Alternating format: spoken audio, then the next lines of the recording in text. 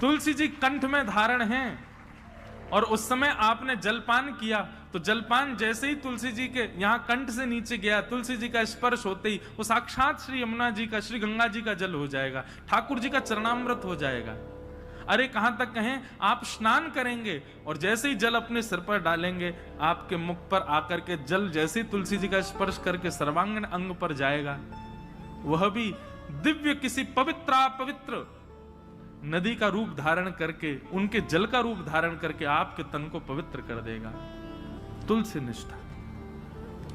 कई संप्रदायों में तुलसी जी का भाव ऐसा धारण करो पर स्नान के समय मत करो, उसमें ऐसा भाव है कि तुलसी जी का जल चरणों में आ जाएगा।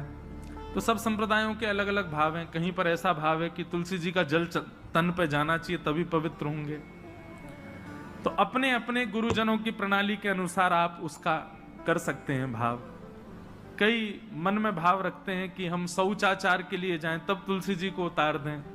आपके भाव के ऊपर निर्भर करता है, आपका भाव कैसा है, उस अनुसार आप उसका पालन कर सकते हैं। नहीं तो शास्त्र और संतों की आज्ञा तो 24 घंटे आपके कंठ में तुलसी होनी चाहिए। तो दूसरी निष्ठा क्या है? तुलसी निष्ठा। और तीसरी और सबसे विशिष्ट निष्ठा एकादशी निष्ठा। वैष्णव को एकादशी व्रत निश्चित करना चाहिए। एकादशी के दिन अन्न में पाप का निवास होता है और उसके कारण एकादशी के दिन, अब यहां पर भी एक बात आ जाती है, भाव की बात आती है। देखो, भाव प्राधान्य जब हो जाती है ना बात, तो फिर वहां पर नियम नहीं चल पाते। बहुत ध्यान से सुनिए सब लोग। अब हमारे राधा वल्लभी है और हमारे हरिदासी वृंदावन के, वहां पर अधिकतर एकादशी नहीं मानी जाती। क्यों? उनका भाव ऐसा है कि भाई ठाकुर जी का भोग है, कल हमने ठाकुर जी को भोग लगाया, वो अन्न था जिसको हमने भोग लगाया, प्रसाद बन गया।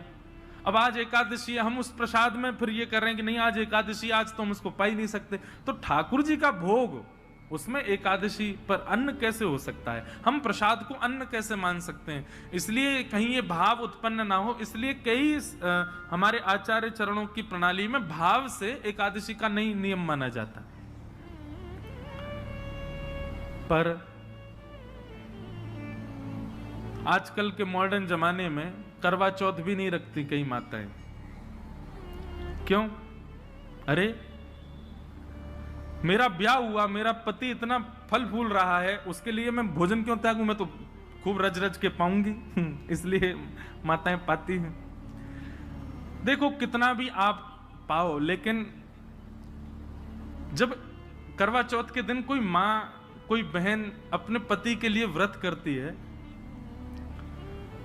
एक दिन के लिए किया गया व्रत वो शोभनीय लगता, सुंदर लगता, उसमें कोई पीड़ा नहीं, सबको अच्छा लगता। बल्कि माताएं सौभाग्य मानती हैं कि हम व्रत करें। और आजकल तो भाई लोग भी करते हैं पत्नी के लिए। अच्छा है, आप लोग ज्यादा एक्सपीरियंस्ड हो, हमको नहीं पता। लेकिन हमारे लिए तो भैया एकादशी जो है ना, हमारे प्रियतम के लिए ये करवा चौथ का व्रत है हमारा। हम अपने श्याम सुंदर रूपी प्रियतम के, अच्छा लोग कहते हैं आयु बढ़ती आदि आदि, जो भी कुछ भी बढ़े ना बढ़े, लेकिन हाँ, करवा चौथ का व्रत जब मां करती है तो उसका अपने पति के प्रति प्रेम बढ़ता है। पति को भी लगता है अरे मेरे वजह से बच्चा भूखी प्यासी बैठी सुबह से। भाई सेक्रीफाइस जो होता है ना, ये प्रेम में बहुत आवश्यक है।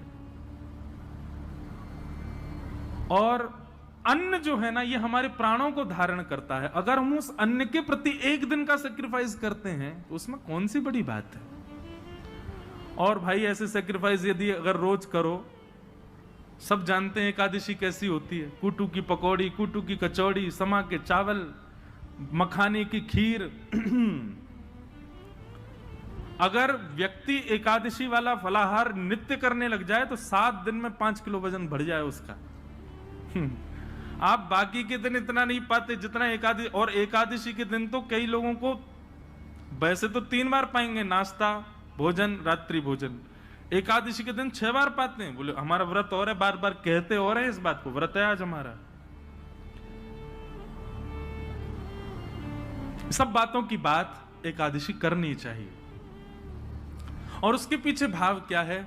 हम अपने प्रियतम के लिए, बस हमारा भक्ति में प्रेम बढ़े, हमारी प्रेम लक्षणा भक्ति बढ़े, हमको वो और प्रिय लगे, उसके लिए हम व्रत कर रहे हैं। अन्न जल का त्याग करके, फलाहारी होकर के व्रत कर रहे हैं। पर हम एक बात आपसे निवेदन करें, एकादशी में कुछ चीजें और मिलाइए।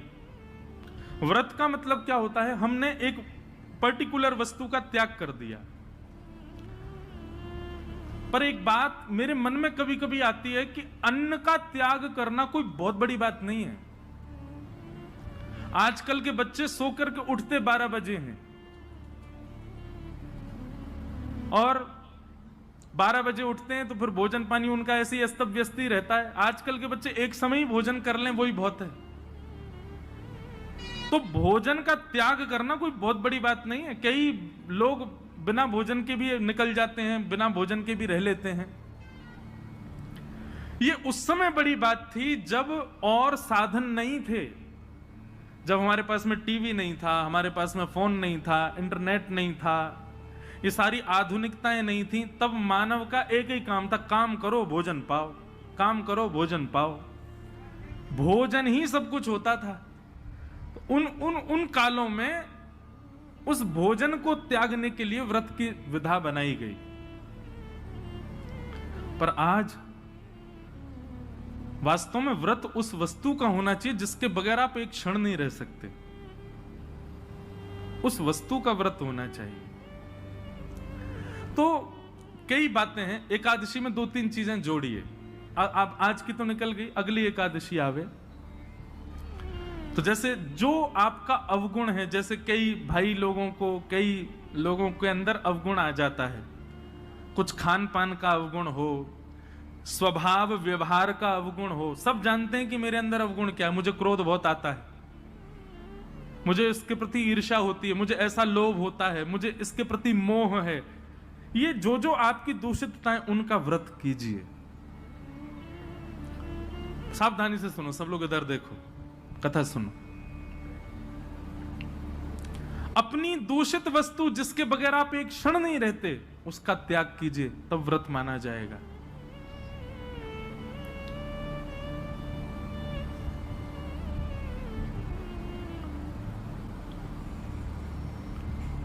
निकालिए, लिस्ट बनाइए, ऐसे कौन कौन सी वस्तुएं हैं जिनके बगैर आप एक क्षण नहीं रह पाते। संसारी वस्तु, उसका व्रत कीजिए, एक दिन व्रत कीजिए। अगली एकादशी पर नियम बनाओ। सबसे ज्यादा तो फोन ही है भैया, उसके बिना ही नहीं रह पाते हम। अगली एकादशी प्रयास करके देखो। हम अपने ऊपर इसलिए लागू नहीं कर सकते, हम तो सफर में रहते हैं, इधर उधर आना जाना लगा रहता है, तो कुछ ना कुछ काम रहते हैं, तो इसलिए हम वो तो नहीं करते। फिर एकादशियों पर इंद्रियों की एकादशी करो, जैसे नेत्रों की एकादशी। नेत्रों की एकादशी मतलब आज नेत्रों से केवल और केवल ठाकुर जी और ठाकुर जी के भक्तों का दर्शन करेंगे। ठाकुर जी का दर्शन और ठाकुर जी के भक्तों का दर्शन। तो एकादशी के दिन बस लगे हैं, अब नहीं जा सकते वृंदावन तो फोन पे ही दर्शन करो। राधा वल्लभ जी, राधा रमण जी, श्री वृंदावन बिहारी लाल जी, गोविंद देव जी, गोपीनाथ जी, द्वारिकाधीश जी, बद्रीनाथ जी, सुबह से लगे दर्शन करने में। और वैष्णवों का दर्शन करो, चुन करके निकाल के अपनी बाइक गाड़ी जाओ, संतों के यहाँ जाओ, वैष्णवों के यहाँ जाओ, जाकर के उनको प्रणाम करो। एकादशी ऐसे व्यतीत करो। नेत्रों की एकादशी। कानों की एकादशी क्या? आज इन कानों से केवल भगवत चर्चा सुनेंगे। सूर्योदय से लेकर के सूर्यास्त तक और कुछ करना ही नहीं है। कीर्तन और भजन, केवल भगवत चर्चा ही श्रवण करनी है। कानों की एकादशी। मुख की एकादशी 2 प्रकार से हो सकती है, या तो मौन रहो या फिर केवल और केवल भगवान नाम ही कहो, और कुछ बोलना ही नहीं है, केवल भगवान नाम। मुख की एकादशी। हाथों की एकादशी कैसे? निकालो, सवेरे ही निकल जाओ 6 बजे महाराज, मंदिर जो हैं आपके क्षेत्र में सबकी सफाई करना, सब जगह जाकर के स्वच्छता करना, सबके ठाकुरों की सेवा करना, हाथों से सेवा। पैरों की एकादशी, प्रदक्षिणा करो, परिक्रमा, गैया की परिक्रमा, माता पिता की परिक्रमा, मंदिरों की परिक्रमा।